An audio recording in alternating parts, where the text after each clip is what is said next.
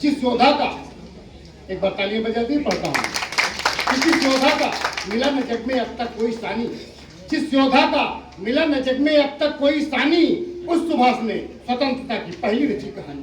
ऐसे रची। हम सब जानते हैं कि देश 1947 में आजाद होता है, लेकिन अगर सुभाष चंद्र बोस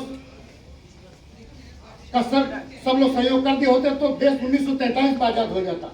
फिर भी जितना उन्होंने काम किया था, जितनी सफलता प्राप्त की थी आजादी के बाद, जिस ढंग से उसका अभिनंदन होना चाहिए था नहीं हुआ, बल्कि उनको गुमनामी की जिंदगी में जीने के लिए मजबूर कर दिया गया। तब उनके सम्मान में घोषणा पढ़ता हूँ, एक बार फिर तालियां बजाइए पढ़ता हूँ। जिस योद्धा का मिलन जग में अब तक कोई सानी, उस सुभाष ने स्वतंत्रता की पहली रची कहानी। कैसे रची?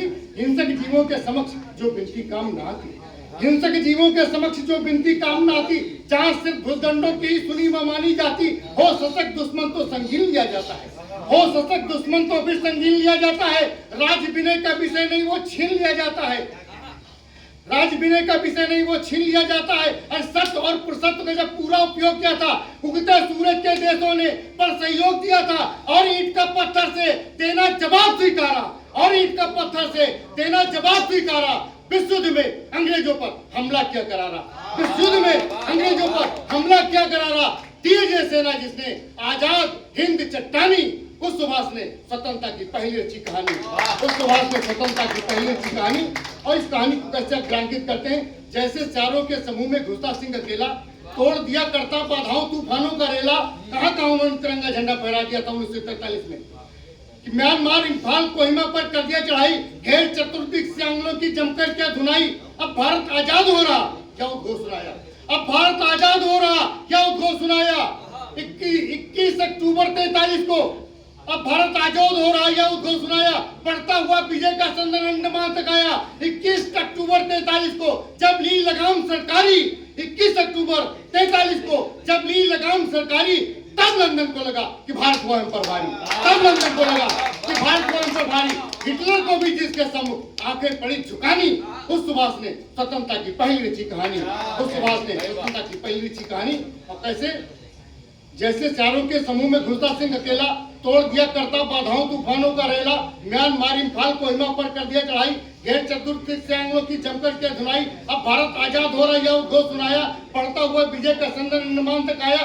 दिए जय सेना जिसने आजाद हिंद चट्टानी, उस सुभाष ने स्वतंत्रता की पहली रची कहानी। और कहते सुभाष चंद्र बोस जब भाषण करते थे, आम पब्लिक उबाल में आ जाती, कहते थे भाषण के राशन से कुछ भी हाथ नहीं आएगा, भाषण के राशन से कुछ भी हाथ नहीं आएगा। जो पुरुषार्थ करोगे ऊपर वही साथ जाएगा। मुझे खून दो, आजादी दो, लोगों को ललकारा, जन जन में जय हिंद बोलता दिया उन्हीं का नारा। और उन्हें बता दो जो हक मेरा, उसे छीन लेंगे हम। उनकी आजादी छीनने की, आजादी प्राप्त करने की स्टाइल क्या थी? अगर स्टाइल पसंद आ जाए तो समर्थन करिएगा। उन्हें बता दो जो हक मेरा, उसे छीन लेंगे हम। उन्हें बता दो जो हक मेरा, उसे छीन लेंगे हम। मारेंगे तो पत्थर से पानी निकाल देंगे हम, मारेंगे तो पत्थर से, मारेंगे तो पत्थर से पानी निकाल देंगे हम। और उन पर जो तमाचा तुमको समझ रहे जो रखती, और उन पर जो तमाचा तुमको समझ रहे जो रखती। आगे बढ़ो जवानों, छीनो अब दिल्ली की गति, आगे बढ़ो जवानों, छीनो अब दिल्ली की गति, आगे बढ़ो जवानों, छीनो अब दिल्ली की गति। संघर्षों के नाम लिखा था जिसने पूर्ण जवानी, उस सुभाष ने स्वतंत्रता की पहली अच्छी कहानी, उस सुभाष ने स्वतंत्रता की पहली। और नेता सब आज भी उन्हीं के नाम के साथ सटीक बैठता है। जो किसी को भले नेता कहे तब कहता हूं कि नैसर्गिक नेतृत्व, स्वाभाविक नेतृत्व पदन पर सैनिक वेद प्रखरता, नैसर्गिक नेतृत्व पदन पर सैनिक वेद प्रखरता। गांधी गिरी के शिखरों का जो एवरेस्ट शिखर था। बाह्य मदद को निकल पड़े तो ब्रिटिश चीज घबराया, बाह्य मदद को निकल पड़े तो ब्रिटिश चीज घबराया। कैसे हटे मार्ग से कंडक निम्नलिखित पर आया। और तभी एकादश देशों ने तब बढ़कर किया समर्थन, तभी एकादश देशों ने तब बढ़कर किया समर्थन। विजय के तुरे पोर्ट ब्लेयर में क्या गगन का चुंबन। आजादी के दीवाने जब लौ सदिश अड़ जाते, आजादी के दीवाने जब लौ सदिश अड़ जाते, तो दीवारें का बड़े बड़े पर्वत भी सिर झुकाते, तो दीवारें का बड़े बड़े पर्वत भी सिर झुकाते। उमड़ घुमड़ कर बंग सिंधु का ज्वार हुआ तूफानी। उस सुभाष ने स्वतंत्रता की पहली रची कहानी, उस सुभाष ने स्वतंत्रता की पहली रची कहानी। और जिसके लिए मैंने पूरी रचना लिखी, अभी की स्टेटमेंट उनकी बेटी की ओर से भी आया था। इस समस्या को मैंने बहुत पहले महसूस किया। इस रचना को मैं 1 साल 1.5 साल से पढ़ रहा हूँ। वो रचना लिखने का अंतिम मंद आपके बीच में रखता हूँ। क्या त्याग था उनका, क्या बलिदान था कि जलिया वाला बाग कांड का ऐसा असर हुआ था। जलिया वाला बाग कांड का ऐसा असर हुआ था, सम्मुख आई डीएम कुर्सी फिर भी नहीं छुआ था। अगर पैसे कमाना होता आईसीएस में ज्वाइन कर लेते, डीएम बन जाते। कि जलियांवाला बाग कांड का ऐसा असर हुआ था, सम्मुख आई डीएम कुर्सी फिर भी नहीं छुआ था। जैसे कोई तारा टूटे और कहीं खो जाए, जैसे कोई तारा टूटे और कहीं खो जाए, सारी दुनिया रहे ढूंढती लेकिन ढूंढ न पाए, सारी दुनिया रहे ढूंढती लेकिन ढूंढ न पाए। और सबसे पहले फहराया जिसने उन्मुक्त तिरंगा 43 में फहरा दिया था, और जहां जहां फहरा था उसका संज्ञान भी सरकार ने लिया है। क्या कमाल है, कमाल। सबसे पहले फहराया जिसने उन्मुक्त तिरंगा, और सबसे पहले फहराया जिसने उन्मुक्त तिरंगा। अभी अस्थियां पहुंच न पाई उसकी पावन गंगा, अभी अस्थियां पहुंच न पाई उसकी पावन गंगा। क्या आजादी के 80 वर्ष बाद भी उनकी अस्थियों को गंगा में प्रवाहित होने का अधिकार नहीं मिलना चाहिए?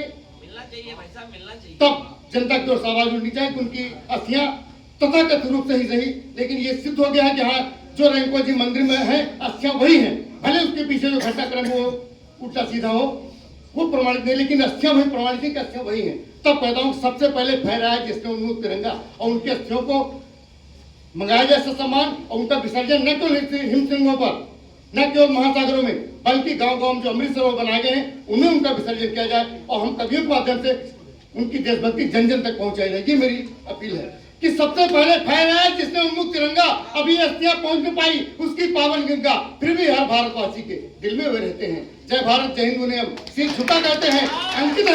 अंकित है हर मानव स्तर पर जिसकी अमिट निशानी उस सुभाष ने स्वतंत्रता की पहली रची कहानी, उस सुभाष ने स्वतंत्रता की पहली रची कहानी। और